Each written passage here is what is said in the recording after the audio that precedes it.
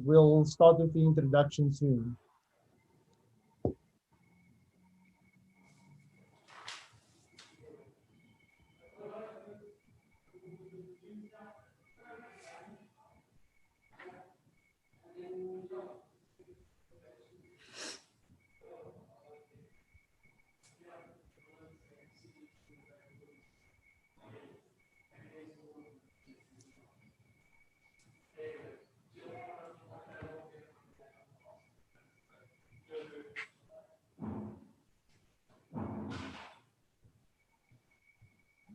Okay, I'm 212 people now. So welcome to those of you that just joined. We just allowing a little bit time for people to join in. We still have a minute ahead of schedule.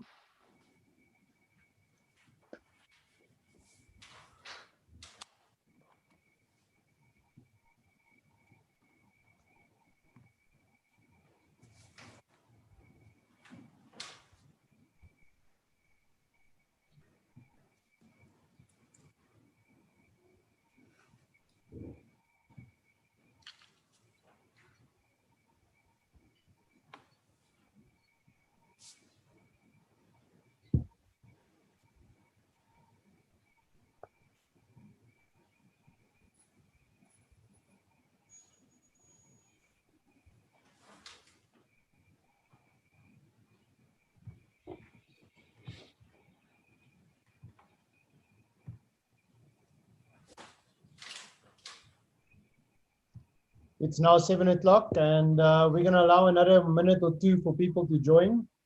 For those of you that have joined, welcome at this SADA webinar. Hope that you'll have a fun evening with us and learn a lot about endodontics. I will introduce my co-panelists in a moment. We just want to wait till the figures stabilize a little bit higher, and then we will start with that.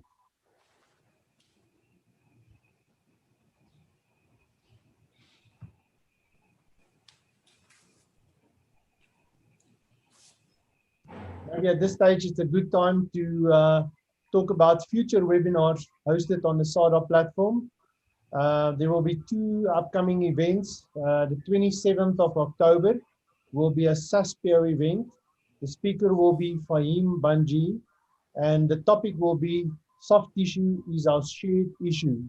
And I'm sure that we all have that problem in our practice. The second one will be on the 29th of September, and that will also be sponsored by Schein. And I think if I have it not wrong, it will be a lecture on composite dentistry.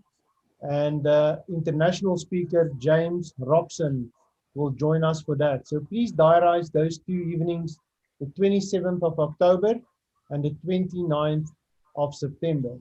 And we really hope to see you on these platforms back again, learning about dentistry again. We're going to wait one more minute. We've nearly got 300 participants. It's 1 minute past 7, so I'm going to wait till 7:02, and then I will start the evening giving you some information and then hand over to the co-panelists. So maybe while we wait for that, we've got Vaneshree Mudali, that is the regional sales manager of Schein, the dental warehouse. She will do the main introductions for the speakers tonight. And then we also joined by Mark Allen from the Coltene company. And then our guest speaker tonight is Tara Mc Mahon. And she will be presenting the lecture tonight. And those of you that can remember, Tara spoke at IFIA 2016, and we thoroughly enjoyed the lecture. So we're looking forward to tonight's presentation. So welcome to this forum, Tara.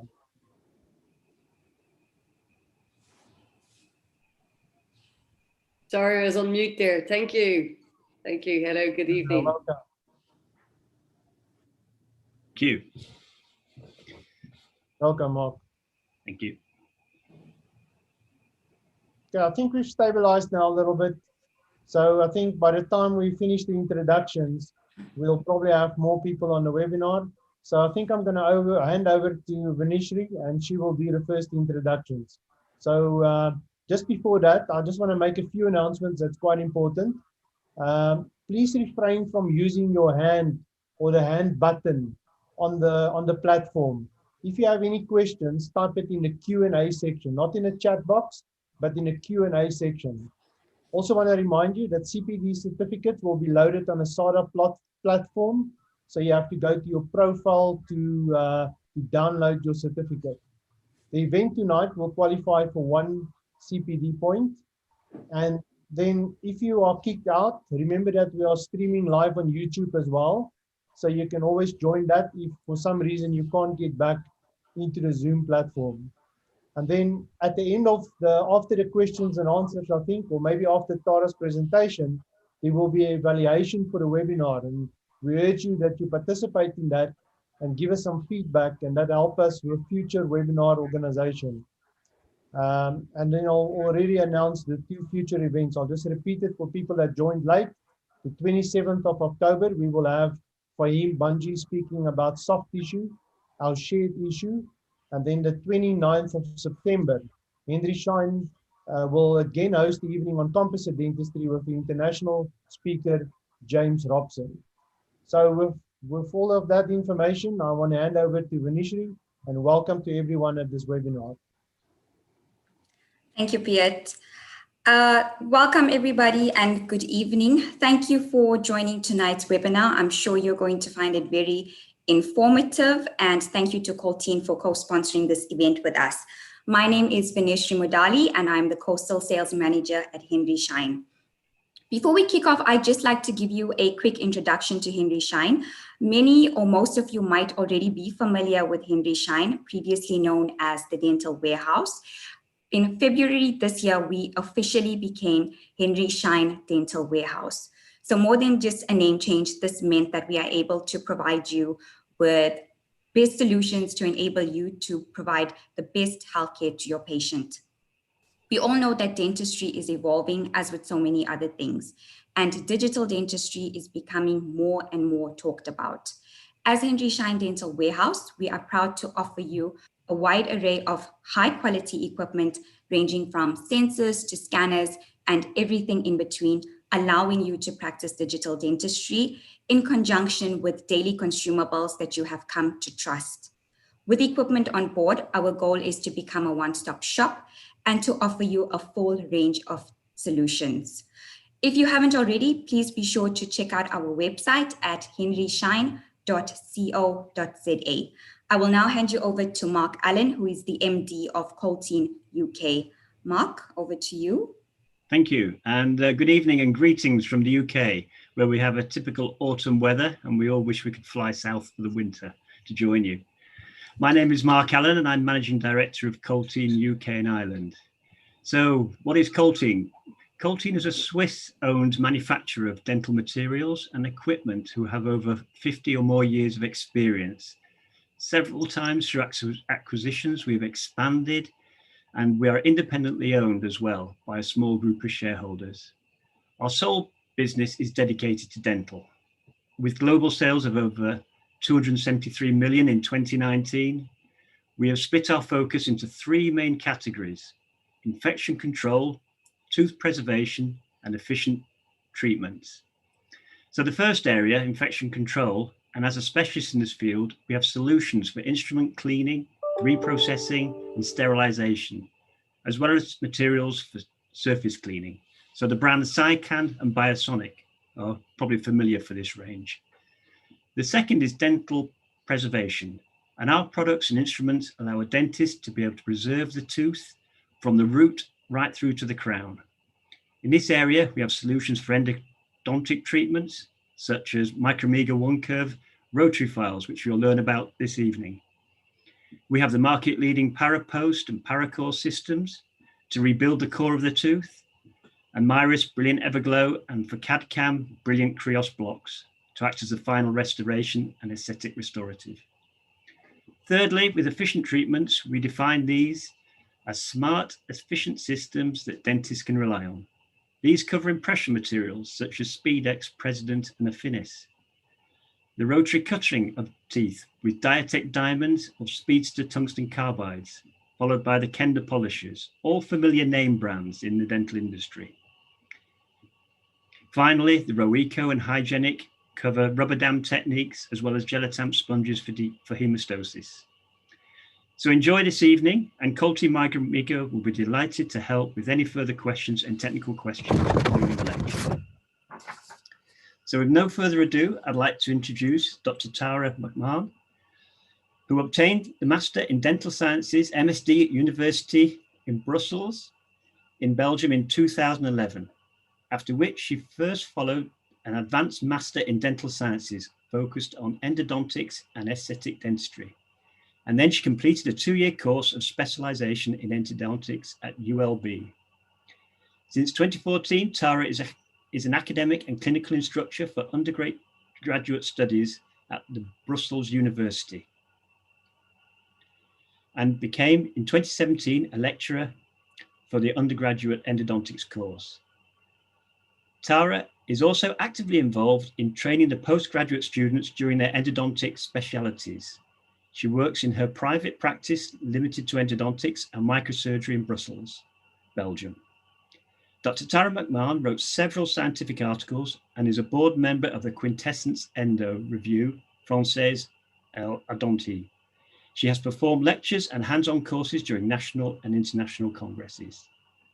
Tara, it's over to you. Thank you. Thank you all for having me this evening. It's a great pleasure to be with you. As Mark said, I'd much like to be down south with you than up here. However, let's enjoy this hour and a half that we have together.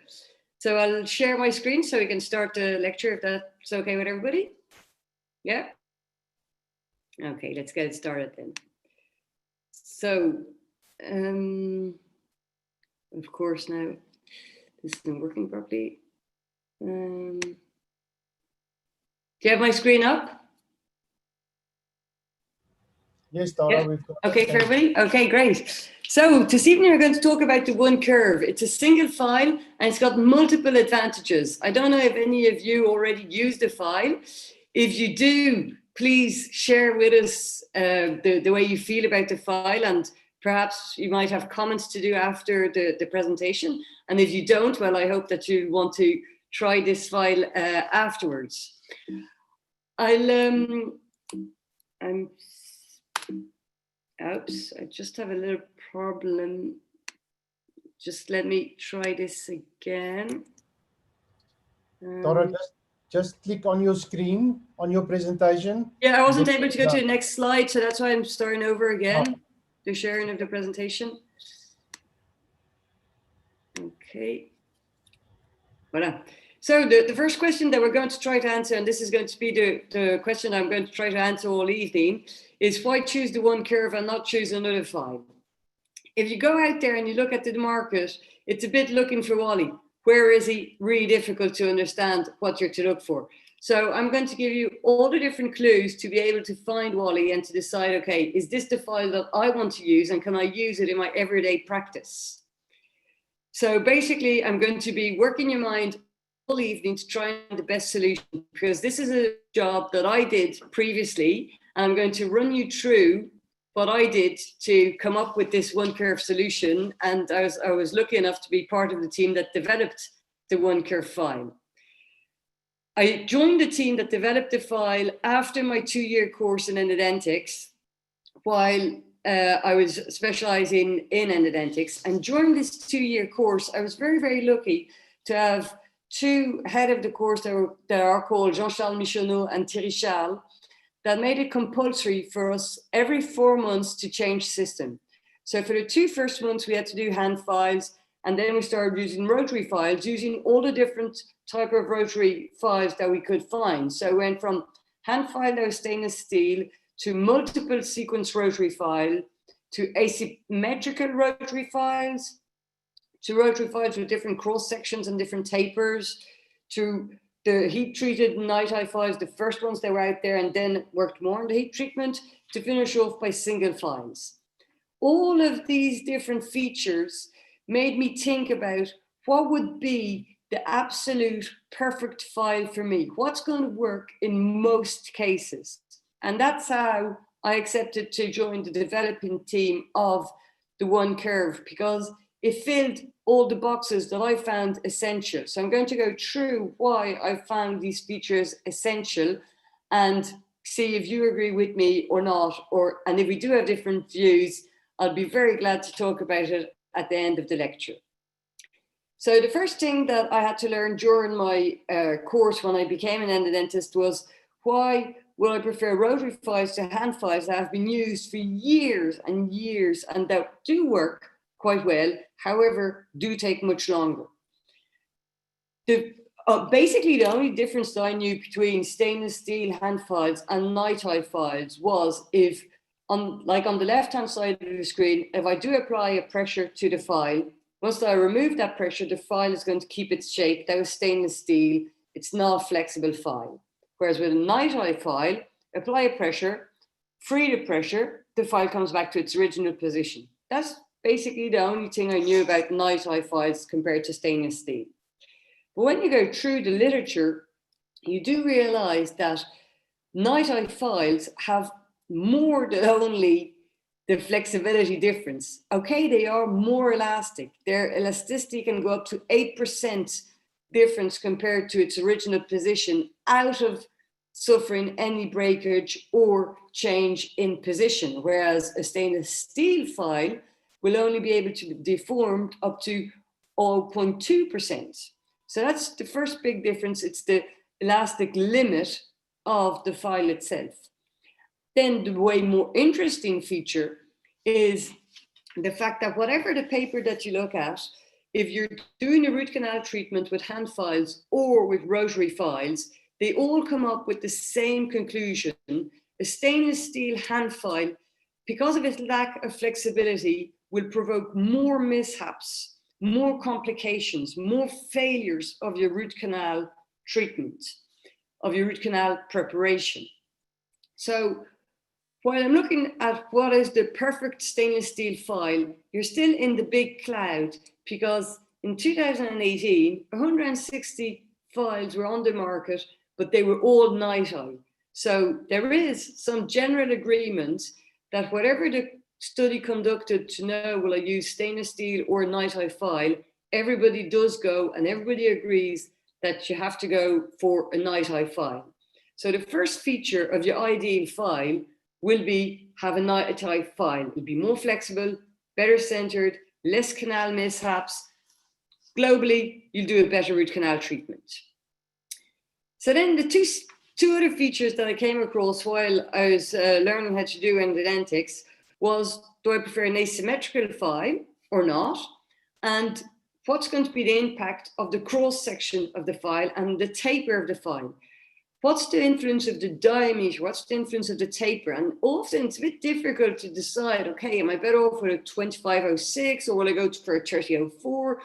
It's sometimes not that easy to understand what are going to be the benefits of one, and is it going to have an influence if I change one feature to another? So first of all, to make sure that everybody does know what a symmetrical and an asymmetrical cross section is, I did this little scheme here. This is what's called a symmetrical cross section. Every single angle is at the same distance from the center and will touch a perfectly round cylinder in the same way. To have an asymmetrical cross section, you have to imagine that you're going to shave off the half of the, well, one side of this instrument, and now you have an asymmetrical cross section. So every angle of the file is not the same compared to the center of the file, and you're not going to touch the canal walls in the same way. If we want to imagine this in a very, very easy way, it's of course not exactly how it will work in the root canal system, but to give you an idea, you have to imagine that it's not going to turn, it's going to really swirl in the canal, and each angle will touch the canal walls in different ways because they will all have a different angle on which they're going to work on the canal walls. The first file to have done that was the RevoS in 2008. That was the first asymmetrical file to have existed. Then later on in time, ProTaper Next arrived on the market. That was asymmetrical. One Shape arrived on the market, then the One Curve, and so on. And now other files also used asymmetrical cross section, but this very first design was with the RevoS in 2008. Since then, numerous studies have come out about asymmetrical cross section, and they all come to the same conclusion, that is going to, because it's not centered perfectly in the canal as it's asymmetrical with this side that was shaved off, there's more space for debris to be able to come back up.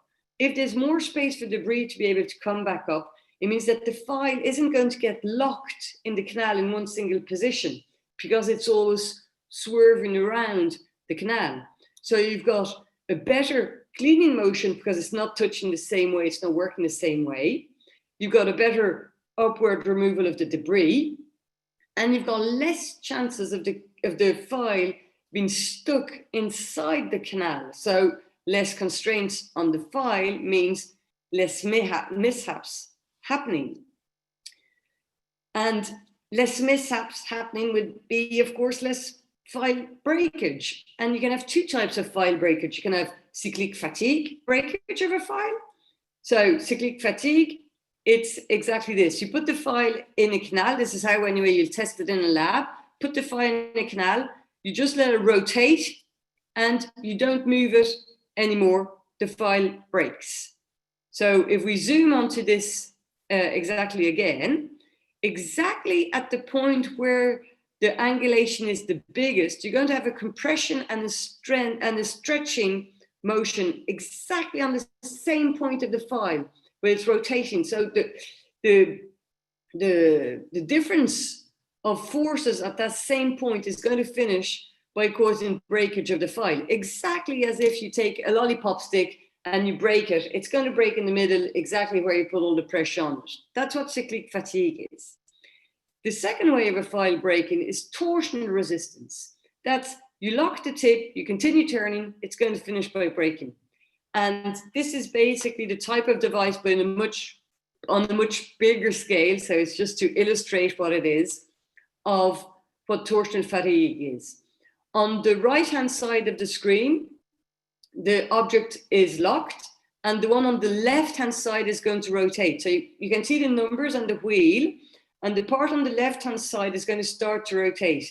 This is done with a carbon steel element. So you can see the carbon that flakes off by the number of cycles that are going to be done. The torque is the numbers on the front of the screen. And so the torque is going to stabilize, and we're going to continue turning and turning. And there you go. You can see now that the file broke towards the tip that was locked. And that's always exactly what happens with our rotary files. When we do break the tip of a file, it's 99% of the cases our fault. Let's be very honest. It's never because of the patient or, I don't know, some other situation. It's always because we tried to go a little too far with our file. And it's also at the tip that the file breaks. It's not where the rotation head is. It's really where the tip is locked that it's going to break.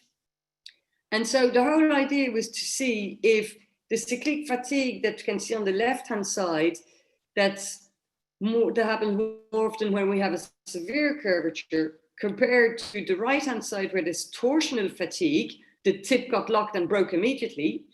Those two cases obviously very rarely happen totally dissociated one from the other when we're working in real teeth and real patients.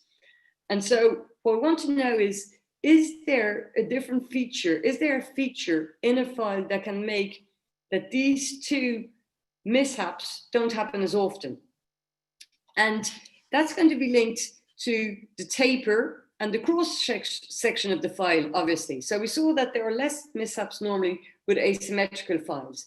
In this really interesting study by Iman, they took exactly the same file, so the same cross section, the M2 cross section, and this file can have different tapers and different diameters. So if you take the 2506 file, you can have a 06, 07, and so on. You can have the 3005 and any 04. You can have different ones. So, or you can have 1505, 3005. So you can have exactly the same cross section, different diameters, same tapers, which means that you'll be really able to compare the influence of the taper or the diameter as it's the same cross section. And so they took these different files. So the basic sequence was always the first sequence that's on the left-hand side, 10, 15, 20, 25. And then there's the shaping for larger canal anatomies with the larger files. 593 files were discarded over the time, and they looked to see what had happened to those files and why did they break. And so they took all the different files. They looked at all of them after they were used once to see if they were discarded and if there was any breakage. What they did notice, and that sounds completely normal, and we'd all agree on this, is that the thinner the file, the more often it breaks. So the larger file doesn't break as often as the smaller file. Okay, until there, everybody agrees on that, seems completely logical. What was more interesting was to understand why these different files broke. What was the influence? What's the key factor that changed? And what they noticed here is that the larger the file, the more often it broke because of cyclic fatigue. So the larger files always break, 2506, 3505, 3504. These always break. In 100% of the cases, they break because of cyclic fatigue.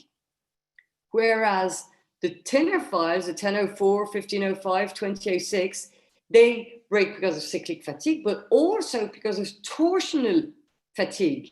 So if the tip of a fine file breaks, it's got more chances of breaking than if the tip of a larger file breaks. That means that the tip of a larger file has less chances of getting stuck in the canal. And if it does, its strength, its central core is strong enough generally to be able to turn over and not break.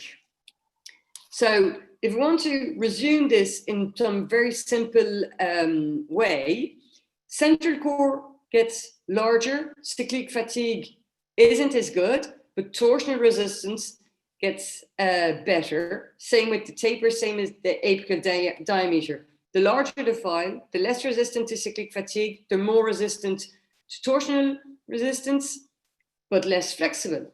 So optimizing one feature is going to compromise another feature. So it's always going to be a balance on what do I want? Do I want the file to be more flexible, or do I want it to be more resistance, and to what do I want it to be more resistant? And so that comes directly in link with the asymmetrical cross-section.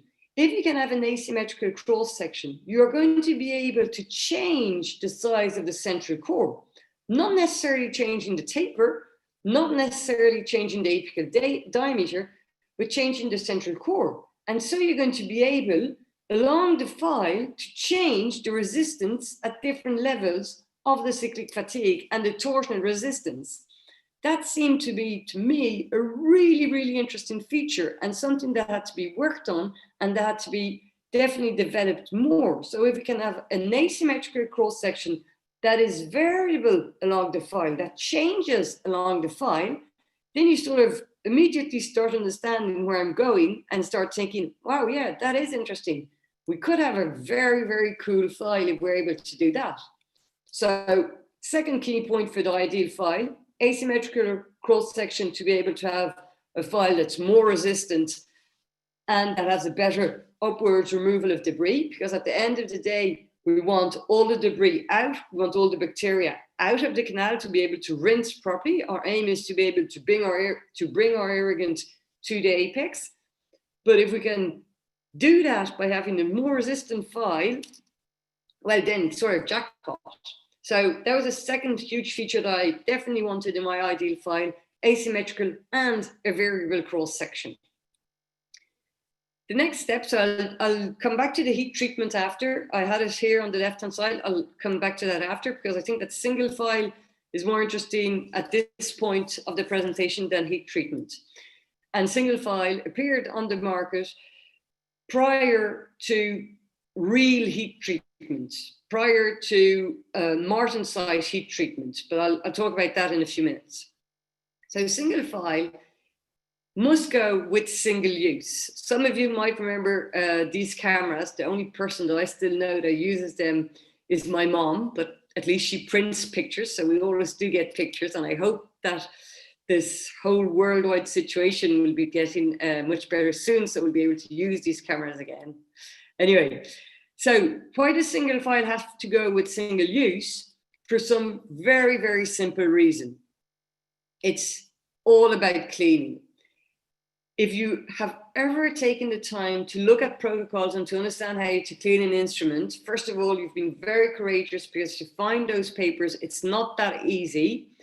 And once that you've read those papers, well, you've obviously given up trying to clean a file. I'll run you through these papers quite briefly now, because I imagine that, like me, you've been working all day and you don't want to have your head stuck in these papers, who are somehow not necessarily the most interesting ones, but the conclusions are definitely very interesting. So in this first paper that I'm going to talk to you about, that dates from 2004, so it's not a new paper, they checked out different files when they took them out of their packaging when they got them, and then they stained the files before and after using them on extracted teeth, just to see how clean they could get them or how dirty they can be. So A is a perfectly clean file, B is a file just out of packaging with a little bit of debris left after preparing the file. C is a file that's stained with only bacteria, and D is a file that's stained with obviously pieces of dentin that are still there. From that, they deduced a whole protocol that they asked the practice to use. So the protocol was a very, very strict protocol where they had to put the files in a sponge with Corexin for 30 minutes, then brush them with 20 strokes, put them in sodium hypochlorite, then in ultrasounds, and they checked if they only did 1, the 2, the 3, or the 4 different steps to see how clean the files were. And at the very end, you can see that even when they do all the different steps, so on the left-hand side, they only did the sponge. Then the second column, they only brushed, they didn't do the baseline. Third column, they did the brushing and then AOC and the sodium hypochlorite. Then they did sodium hypochlorite and ultrasounds, but no brushing and no baseline in a sponge. And then they did the full procedure. Even when they did the full procedure, they're not able to have 100% of their files that are totally debris free, which is a bit alerting. So if we go through the different papers, and I told you that there are not that many papers, there's Asim, Parashov, Ashaf that worked on this a bit, and there's only one national country that did a paper about how to clean them. Anyway, only one that I was able to find of, maybe that the others I wasn't able to find. It's the Australian Dental Association that has emitted a whole protocol on how to clean your dental instruments, your rotary endodontic instruments. This protocol is the following. First of all, you to remove your stoppers, which is a common mistake when people clean their endodontic instruments. We often do not remove the stoppers, but your stoppers are definitely full of debris around them and in between. So to remove the stoppers, and you're to immediately put the file in a sponge and leave it in the sponge with Corexidine for a while. Then you're to brush the file completely. You're to put it in a mesh basket, in the ultrasounds, clean it for 15 minutes, drain it, rinse it for 20 seconds, and then you can do steam sterilization. It's very precise in the paper and in the recommendations that you're to scrupulously respect every single step. If you jump on, if you stay too long, or if you don't stay long enough, you will not have the perfect results. So you have to be alert for 45 minutes doing this. At the end of your day, I'm not sure that you want to spend 45 minutes cleaning the endodontic files. I'm absolutely less convinced that you want to pay someone to just be looking at your files being cleaned, to make sure that it's 10 minutes and that it's not 11 minutes, to make sure that they brushed it 10 times and not 14 times, and so on.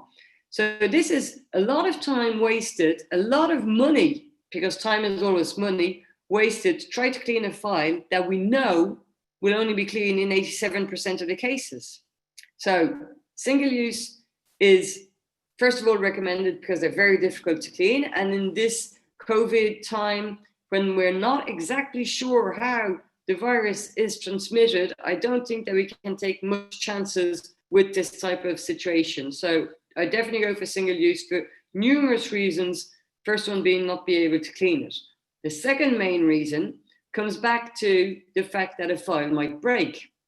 And if we take this paper from Ahrens from 2003, another very interesting paper that was written several years ago, they took these Series 29 profile files. So I don't know if many of you remember these files. Can't find them anymore in the market over here. But it was a whole series of files that were used in crown down technique. And you'd use the brown file, which was a size 7, tip 46, and then the green, the blue, the red, the gold, the silver. And you go down like that. And they asked one practice that 3 endodontists worked in to use them in a single-use fashion, so they could use the whole sequence or only use part of the sequence. But once that they'd used the file for one tooth, they were to discard the file.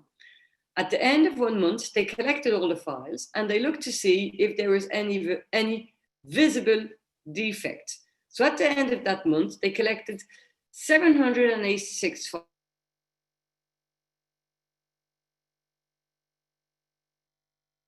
Had a visible defect.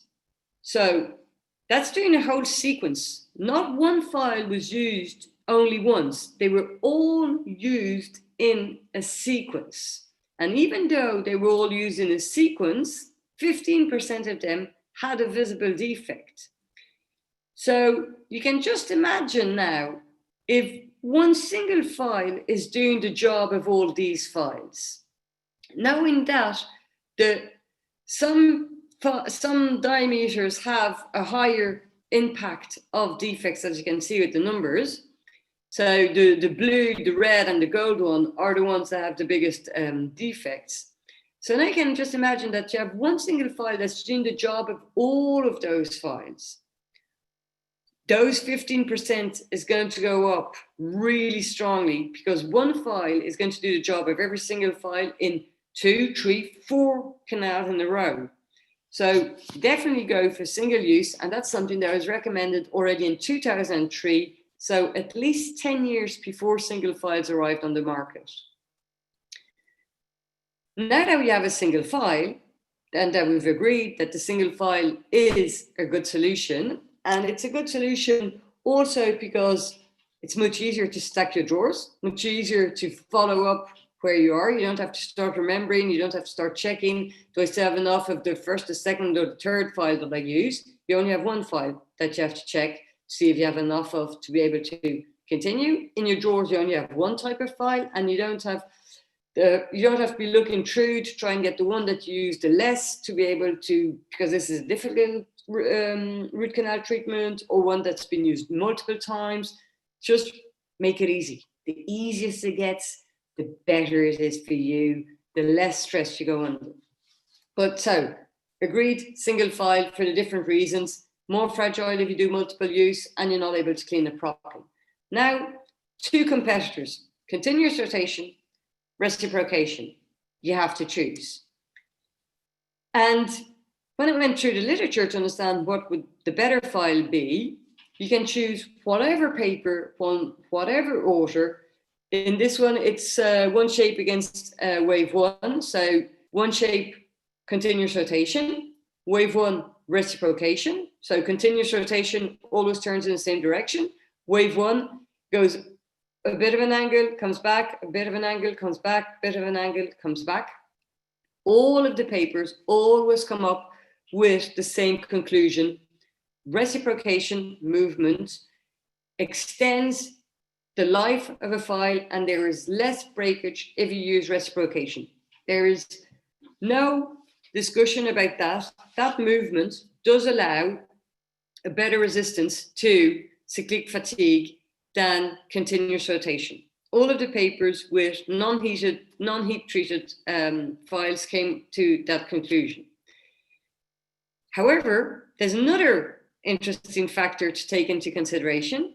It's what does that imply? What does the reciprocation movement imply compared to continuous rotation?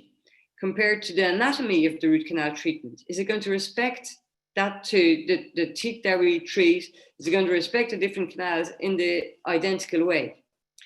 And now if you look at wave 1 and reciproc, two instruments that use reciprocation movement compared to the One Shape and the F360 paper from 2015 from Saleh, well, they use it on resin blocks, so it's not the best element to be able to try this on, but it was at the beginning and we were still looking for different solutions. But all the files are tested in the same condition. So it's a bit like if you go out and do a golf competition, if everybody is playing in the rain, well, it's the same thing. If everybody's playing in the sun, it's the same. But if some players went out in the morning and they had a beautiful day and players went out in the afternoon and they played in the storm, obviously then it's different. But if everybody plays in the same condition, well, the influence isn't much difference of the way that the conditions are. Here's the same. All the files were tested in resin blocks. And what they noticed is that when it's a reciprocating file that's used, whatever the curvature, the inner curvature or the outer curvature, the amount of resin removed is enormous compared to the original canal. The original canal is the white canal that we can see, and the black part behind, that's what the canal looks like after the canal was shaped. And when you look at the reciproc or at the wave 1, the black canal looks nothing like the white canal. And their conclusions are that the reciprocating files straighten the canals and do not respect the original anatomy, as well as the continuous rotation files. So it's a decision then to make on your balance of what you want to have and what you don't want to have.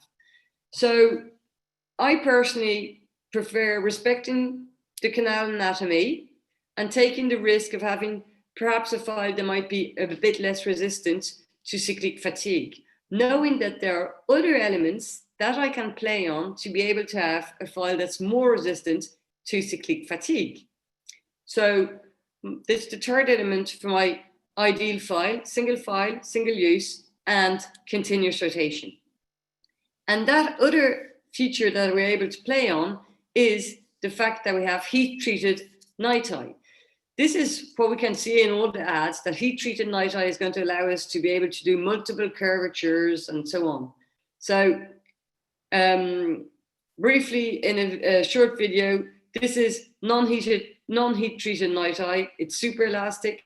This is what we want to obtain with heat-treated nitrite. We're going to cool the file down, and until it's down at that temperature, well, it'll keep the shape that it has. When it reheats, it'll come back to its original shape. So if we put that in a graph, it looks like this. We've got the file at its original temperature. If we apply some strain to it, it's going to adapt the shape of the strain. Once that we release the strain, it comes back to its original position. That's what we call austenite.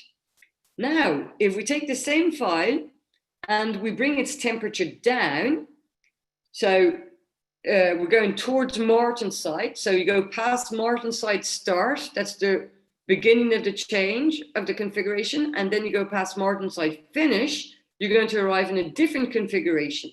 Imagine that we're all sitting next to one another, we all hold ourselves by the shoulder. If we all swave to the left-hand side, we're going to change position, but we have the same neighbors, the same clothes, the same glasses, we're all exactly in the same position, except that we've slightly moved. It's exactly the same. The movement, we cannot see it, it's microscopic from the inside, but we've all changed. And that's, so we can do it by putting a strain on the file or by changing the temperature of the file.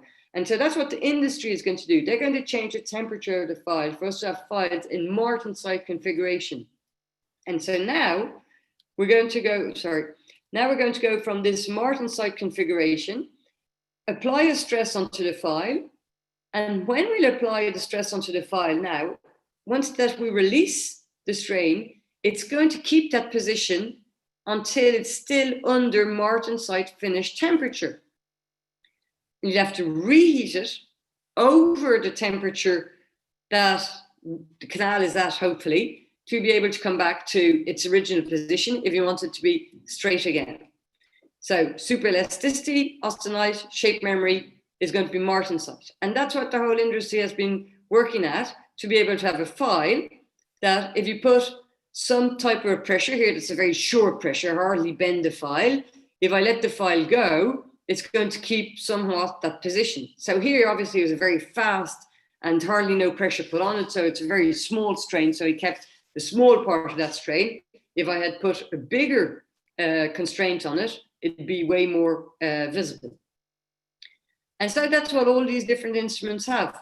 And they all emphasize the flexibility and the fact to be able to pre-curve a file.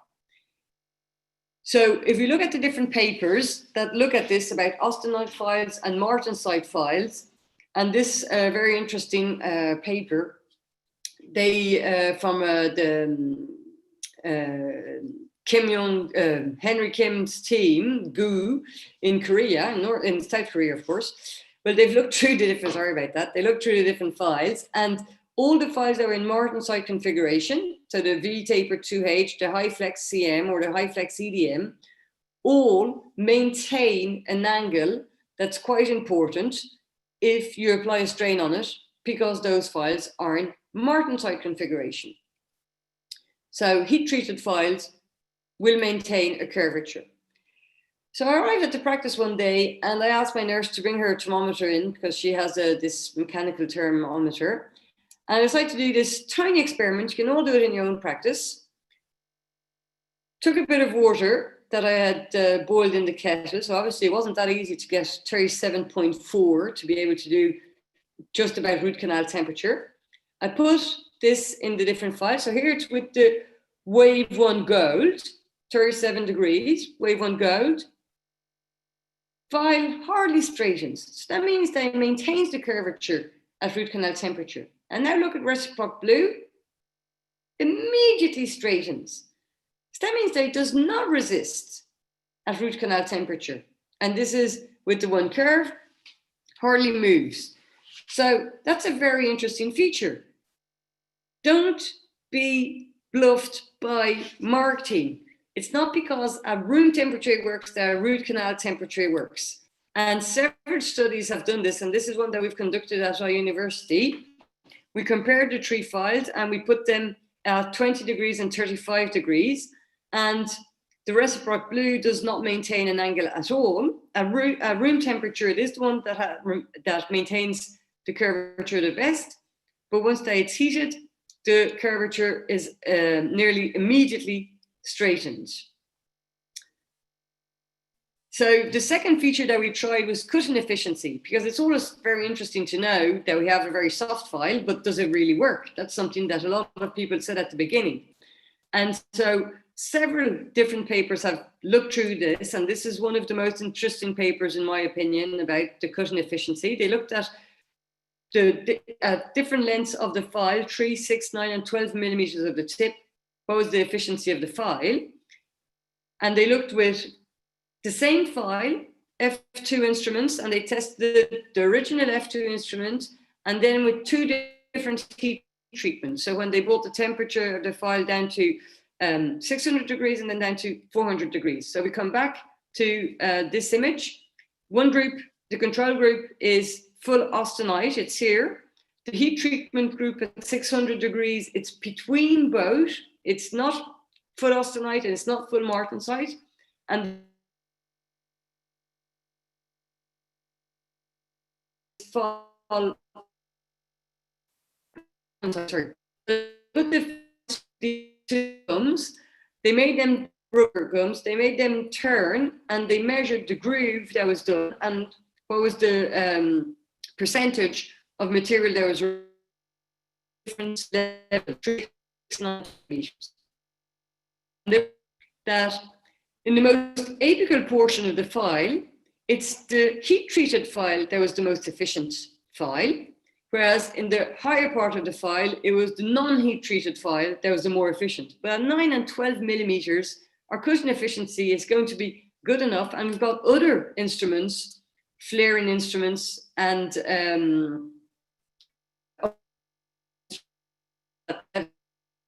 in the apical third, I want to make sure that my file is going to be very efficient. But sure, it's that the in-between doesn't work. It's in no portion of the file is it the better file. So we did another study at the university, and we checked to see if this was true with files that were exactly the same. So one shape, one curve, one shape, non-heat treated file, one curve, heat treated file, reciproc 25, non-heat treated, reciproc brew, treated. So there was also continuous rotation, reciprocation. And what we realized is that the total volume removed, there's no significant difference between the different groups. And for the time, there's no significant difference for the reciproc group. And for the one curve group, there is a difference. The one curve was able to reach the apex faster than the one shape group. So overall, that's the cushion efficiency, because cushion efficiency is going to be the volume eliminated and the time needed to do that. Because if it takes you a whole day to be able to reach the same aim, well, then it's a bit useless. So cushion efficiency has to be the two together. Conclusion of the different studies, including ours, heat-treated files are equally or more efficient than non-heat-treated file. So this idea that was heat-treated files are too soft and do not work. So we do have a file now that we know works when it's heat-treated and can be pre-curved. But is that also going to help with the cyclic fatigue? I was saying that there were other elements that could help with the cyclic fatigue. Well, different files have looked through that, and the results of this study from Braga, they put these 5 different files in a steel canal.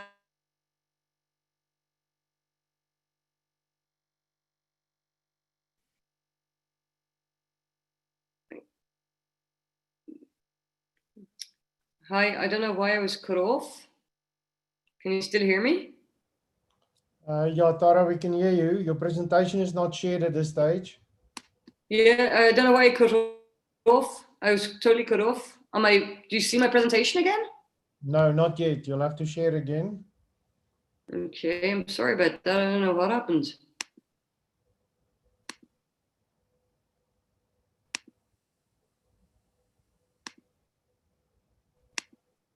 There we go. Okay now? Yes, thank you. Okay, perfect.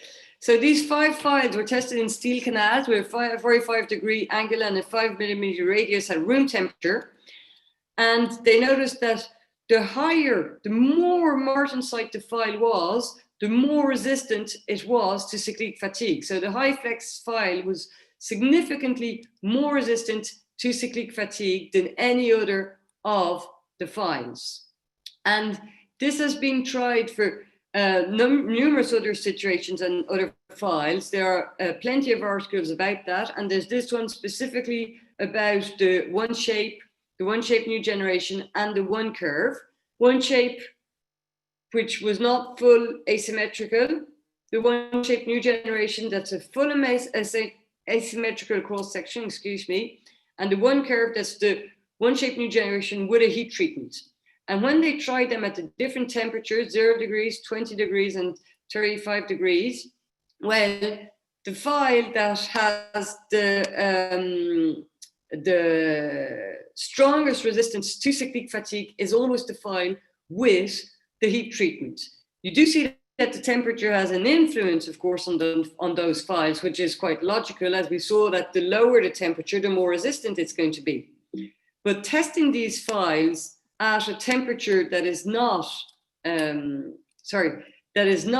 root canal temperature is completely useless. So the only interesting temperature here is the temperature at 35 degrees. And that's something that is also shown by this study from Schein that works with Marcus Apostolo's team.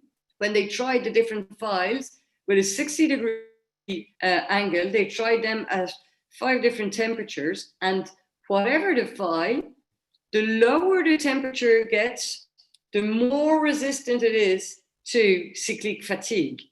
And so whenever you read a paper about cyclic fatigue and heat-treated files, or any file, it's always very, very, very important to look at the temperature, as it has a huge influence on the resistance of the file, because you're going to be moving the file towards more martensite and so more resistance at 0 degrees or 20 degrees. Whatever the country you live in, if your patient is at 0 degrees Celsius, you're in big, big trouble. So it's very important to check that. And there was this great paper from Ferdinand de Lamtine, a Belgium colleague, that showed that stabilized around 37 degrees, 5 the real intracanal temperature, but stabilizes around 38 degrees after 30 seconds if it's room temperature or heated irrigant at the beginning. It only takes 30 seconds. So the time that you irrigate, that you take your motor back up, that you go back into the canal, and that you start working, you'll basically always be at root canal temperature. So studying a file and not doing it at root canal temperature doesn't seem that logical. Clinical applications of all of this, of course, sometimes it'll be very important. Like in this case, there was a third root, in fact, here on the side. You can, once that I've removed the root canal obturation, I found this third canal, and it's very difficult to be able to get into that canal. And so being able to pre-curve a file to be able to get into that very specific canal is going to be necessary. I won't be able to use a gates. I won't be able to use an opening or a pre-flaring file. This pre-flaring, I'll have to do it with a file that allows me to curve the file enough to be able to get into the canal, do my pre-flaring, open up my canal, and then be able to do my full root canal treatment, obviously, of the canal. But that is not what we're going to see most of the time. Most of the time, the most interesting feature of being able to pre-curve a file, it's going to be with small mouth openings, or simply when we're working on molars, lower molar or upper molar. It's often quite difficult. You're going against the natural way of inserting a file. And so if you look at this clinical case at 36, it's nothing that difficult, but I have to pre-curve my hand file to be able to insert it into my canal. And that's exactly the same thing that you want to be able to do with your rotary file. You want to be able to pre-curve it to be able to insert it. Here I haven't pre-curved it, and I just cannot get it into the canal because it's too straight. And so once I'm going to pre-curve it just slightly, I'm able to slip into my canal and do my canal preparation in the easiest way possible. One file does the job very easily. And that's really what we want our heat treatment to be able to do. It's not a very difficult treatment, but you need to be able to get into that canal when it's in the opposite curvature of what you usually do.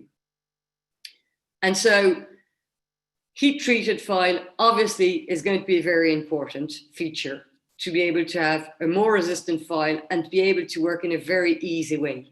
And that's really the last feature that I want in a file, is to have something that's very simple, very easy to use, to be able to use it in any situation. I don't want to have to stack up my drawers with loads of different instruments. I don't want to have loads of different protocols.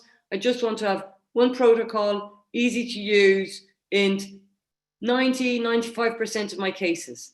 So whatever the molar, whatever the position, I want my file to be able to do the job quite easily and very nicely in a very secure way. And that's what the one curve offers. It's all those features put together. In most cases, I'll bring once I bring my 10K file to my working length. I'll bring my 15K file to my working length, directly use the one curve, and that's it. Like in this case, where I tried to go even a bit further than that, I really tempted the devil on this one. Just with my 10K file, I have a bit of, I have to work a bit with the 10K file to be able to bring it to my full working length.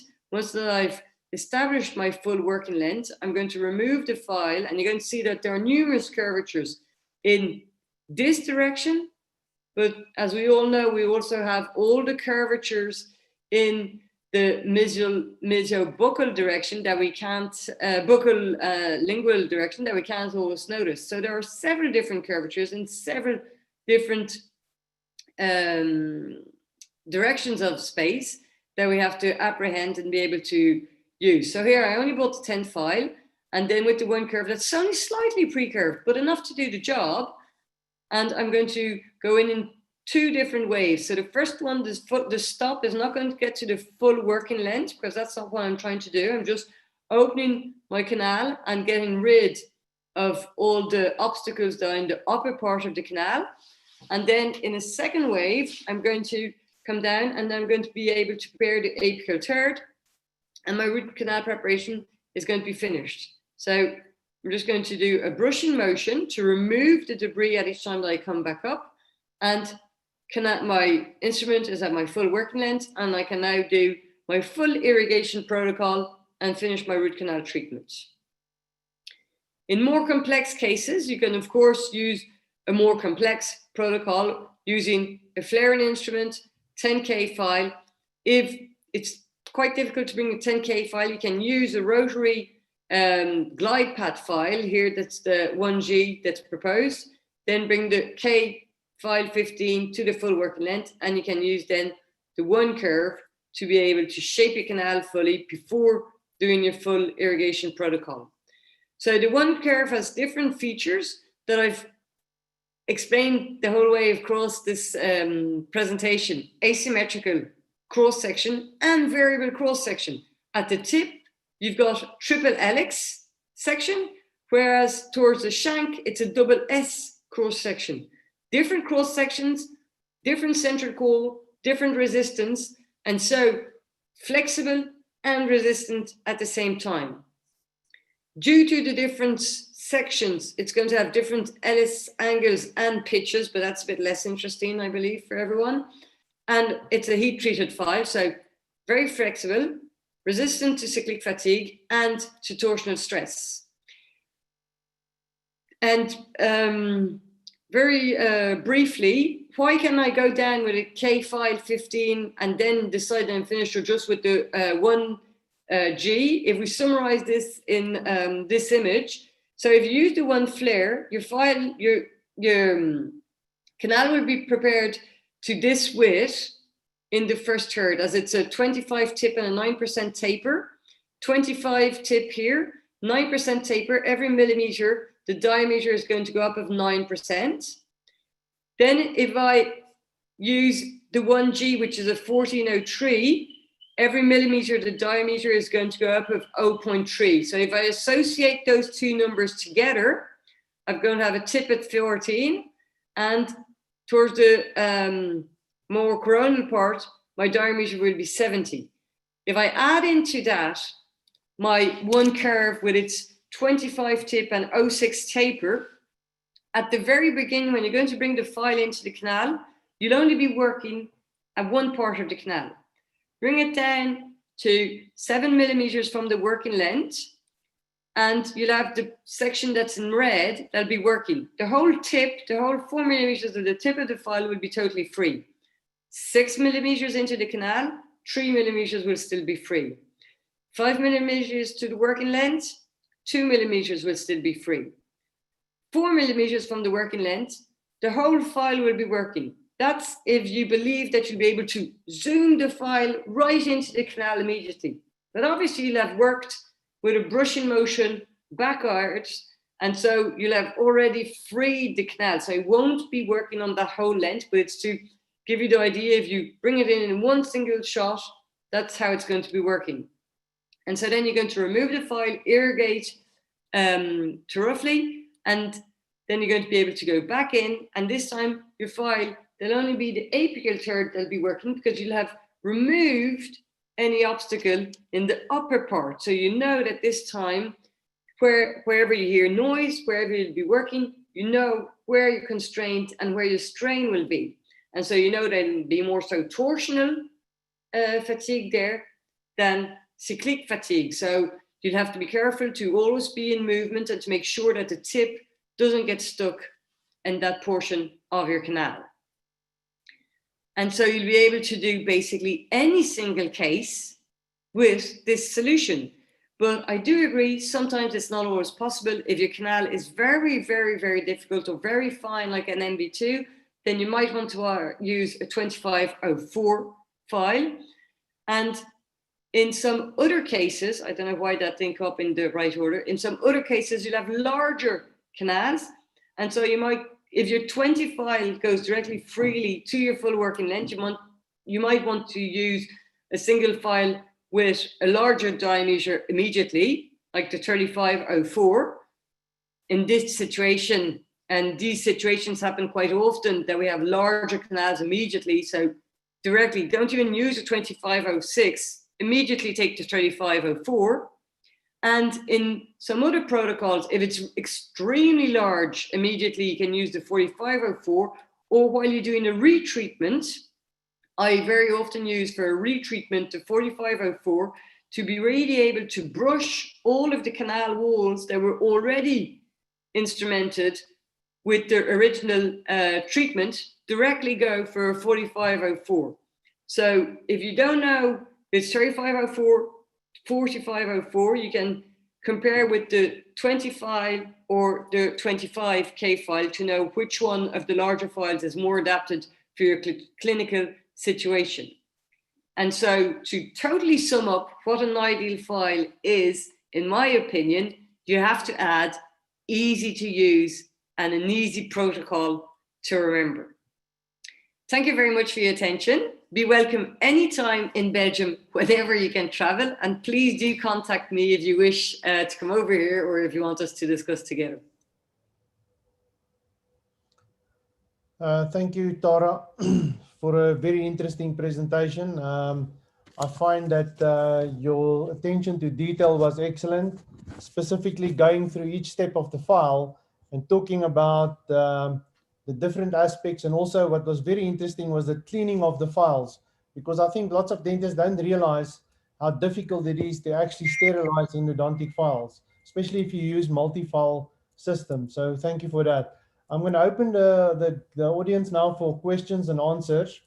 And the first question is from Estelle, and she asks, is there a big difference between one curve and Wave 1 Gold files? They're not at all the same files. The one curve is continuous rotation. Wave 1 Gold is reciprocating movement, so it's not the same movement. It doesn't work in the same way, and that's a very personal feeling. Some people will enjoy continuous rotation. Some people will prefer reciprocating, and there's no study, there's nothing that'll be able to tell you what you'll prefer. So that's something that you really have to try yourself. It's not the same cross section. So the Wave 1 Gold has a more of a rectangular cross section. So it's not the same movement either, but it is asymmetrical now. Compared to the first Wave 1, the Wave 1 Gold is asymmetrical. There is one feature that comes out in studies sometimes about apical debris that does say that reciprocating files might cause more apical debris, which might cause more post-operative pain. However, those studies are very controversial, so that's why I didn't talk about them during the presentation. And I really stand by the fact that you have to try the file and see what you prefer. And if you agree with the different features, try to find what on the balance you prefer between the two files. I can't tell you that because I prefer the one curve, you should also prefer it. I obviously believe that it's a great file, but if you are convinced that reciprocation is what agrees better with you, go for that file. Thank you. Dr. Chetty asked, he wants to compare the system to true anatomy from Dentsply Sirona. His question is, my view is that there is more preservation of pericervical dentine of true anatomy compared to one curve. I might be wrong. Please discuss. Thank you for a very informative lecture. So thank you for your comments. It can be very interesting because a true anatomy is a single file in continuous rotation. It's not been marketed that way, but that is exactly what it is, as there's a flaring file, then there's a glide path file, and it's one single file for canal shaping. So it's true that it'd be quite interesting to compare them. The true anatomy has a 4% taper at the tip, so it seems to be smaller. However, the one curve is undergoing a change. So the original wire itself is going to be thinner. So the file itself will be thinner in the more coronal part. In the apical part, obviously that won't change much. I don't believe that it does have an influence on the resistance of a tooth in the later part. However, I do have a problem with the fact of having a 2504 file for irrigation. I don't personally have a needle that I'm able to bring to working length when I work with a 2504. So you have to go to a wider diameter to be able to have a proper irrigation. And we all know that irrigation is definitely the key to success in endodontics. So what you really want is a file that does work with your irrigation system to make sure that you're able to irrigate the apical third. That's the real key. That's the whole objective of your root canal preparation of your shaping, is to be able to do your irrigation. So if you're able to do the irrigation, you can use whatever system you wish to use. Thank you, Tara. Dr. Sean Leprier asked, basically his question is that you showed on your slides that you use a size 15K file as the normal workflow for a one curve system. And his concern is that the size 15K file has got a 50% larger tip than a size 10, probably hanging on to the studies by John West, talking about that the size 15 file is the most dangerous instrument in a practice, that I have to agree with, that we cause ledging and blockage of canals. So his question is, would you advocate the size 15 file in most cases, or would you have a different protocol? So over the couple of the last couple of years, I'm using less and less the K file, and I 100% agree with all of you on that. And that's most probably why the glide path files that have a taper that are less 13, 14, diameter that are less 13 or 14 are very interesting to be able to create enough space. And more often, I will go for a 10 file, use the one curve, and instead of using it only in 2 waves, I'll use it in 2 and 3 or 4 waves. And more so with the 10K file, enlarge a canal and use a glide path file, such as the 1G, to create enough space to then bring it down, and use a little less the K file. I totally agree with the problem of the K file. No real discussion, in fact, about it. It is not the best file there, so that's it. Thank you. Dr. Ferry asked, I think you've addressed this, but let's repeat it for the audience. I think some people might have missed that. You don't need a new motor for the system. No. You don't need to change between reciprocation and rotation. What is the settings for one curve system? So you don't need to change the motor. Whatever motor you already have, you can use. The recommendations are to use the file between 250 and 400 RPMs with a torque of 2.5 newtons meter. Personally, I use it in a complex case, I'll bring the RPM down to 250, and in a quite an easy case, I'll go up to 400. but you can stay in every single case if you wish at 300 or 350, and you don't have to change it. Just put a 350 RPM and a torque of 2.5, and that'll do the job, no problem. Thank you. Dr. Nicolopoulos asked the interesting question. Are there specific indications where you would use two systems in conjunction with each other, not just, say, one curve file on its own?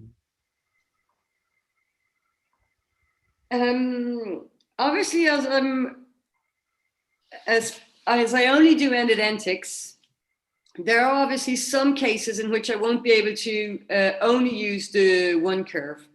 However, I can't mention a lot of them. Primarily because I do most of my retreatments with hand file head trim files. Usually they're sufficient. You just plug it in, pull it out, and you've got everything out, and then you can just do your retreatment. And then it'd be, if we weren't able to reach the full working length in the first time, I'll more so try with hand files to get my glide path and then work again and do my root canal treatment.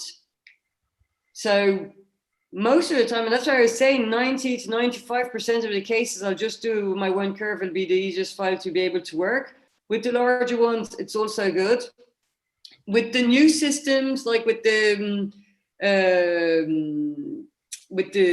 XP shaper files, you know, the ones that are like a spoon sort of, that's often quite interesting. And I think that that's more so a second type of file to have in your Admentum, to be able to have different instruments really to use with resorptions, or when you're not able to remove a bit of gutta perca or something like that, it can be very interesting. But otherwise, no, there aren't that many other files that I have in my drawers. Oh, thank you. Yeah, I think with those cases that you've mentioned, sometimes most of our systems fail to clean those canals, and we have to resort to larger files, or the FKG files is quite good in removing those type of lesions. I'm going to look at the next questions. There's two more questions that just came up. Before I do that, can you maybe elaborate on your irrigation protocol that you follow in your practice? Do you use activation? Do you heat up your sodium hypochlorite? Do you use EDTA, etc.? Yeah, pleasure. So I use, of course, sodium hypochlorite. I think that that's a basic that doesn't have to be discussed that much anymore. So sodium hypochlorite, I use 5.25% that I buy at that with that percentage that's already ready. It's a pharmaceutical one. It's not a supermarket sodium hypochlorite. So I use 5.25. I use it during my whole procedure, and I activate with ultrasounds quite often during my procedure if it's a necrotic tooth or if it's a retreatment, to try and help with debris and all that. I'll just have my ultrasounds beside and use it all along the procedure. Whenever I'm finished my full working length, getting my full working length, and that I've bought all the different files I use, the larger ones, whatever file, to my full working length, and my whole canal shaping will be done, I'll rinse my canals, every canal, for 10 seconds with sodium hypochlorite, and then I'll activate for 10 seconds with sodium hypochlorite. After I'll do that 3 times. I'll dry the canals, but I'll dry them just by aspiration with my syringe. Then I'll rinse with EDTA, and I'll leave the EDTA in each canal for 1 minute. I'll aspirate my EDTA back out, put sodium hypochlorite, and do my master cone X-ray at that moment.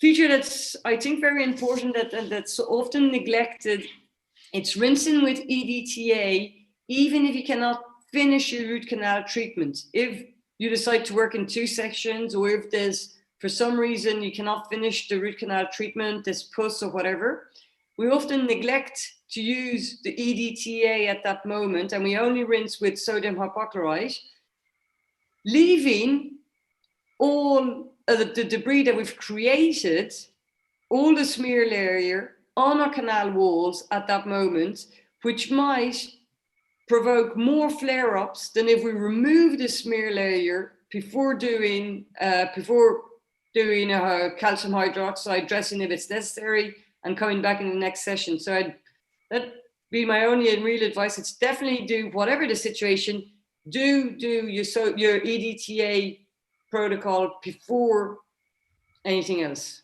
Final disinfection. Thank you. Leandri Kleinans has asked an interesting question. Does one curved file system come with its own gutta percha, or what do you recommend to obturate the canal? Personally, I haven't seen the cones yet, but I suspect there's a dedicated obturation system. Yeah, well, they've done a general GP for the system. However, it's not the one that I use, because I find that it's not the one that has the nicest radio opacity. But that's what I was just saying to my new postgrad students. You really realize that you're a full endodontist when you start talking about the radio opacity if you've got a perca and you decide to go for one specific one.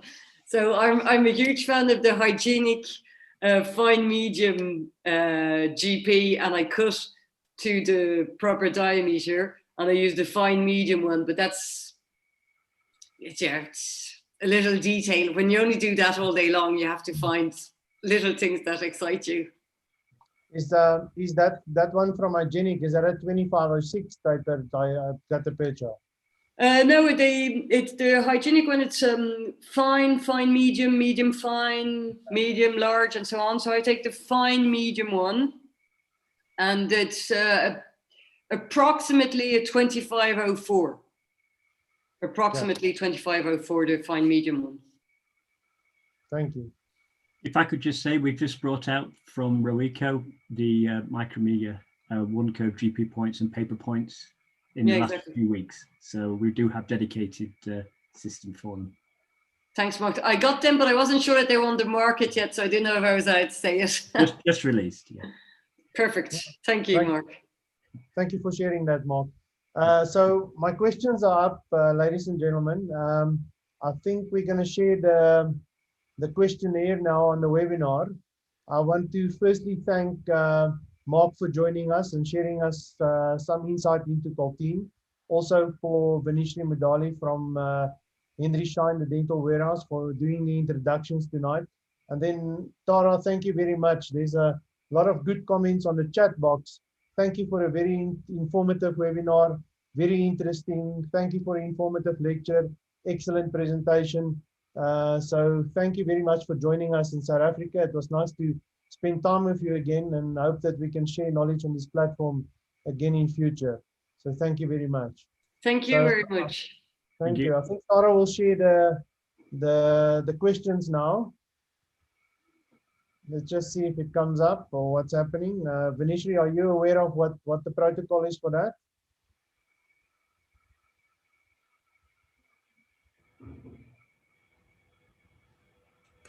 Sorry, Piet, I was on mute there. Okay. Not sure about that. I think Sarah should share that. I don't know if Sarah can hear us. Here we go, I think. Sorry about that. What questions are we talking about, Prof? The questionnaire at the end to evaluate the webinar. It will pop up once we finish the webinar. When we end it, yes. When we end it, okay. Yes, when we end it. You just do the announcements and then we'll close up and then it will pop up. Okay, so we are finished now. I want to thank the audience for their participation and staying with us. We had about 450 delegates on tonight's webinar. It was nice spending time with all of you. And I think we're starting to agree that one thing that COVID has taught South Africa is to share knowledge on these Zoom platforms. And I think about 2 years ago or a year ago, if you asked dentists to join, we would have had 30 participants. And excellent to see that everyone is becoming computer literate and joining us and sharing knowledge from sitting at home most evenings of the week. So thank you. We're going to end this webinar now and you'll have your questionnaire to answer. Thank you to everyone. Have a nice evening. Stay safe. Bye. Bye-bye.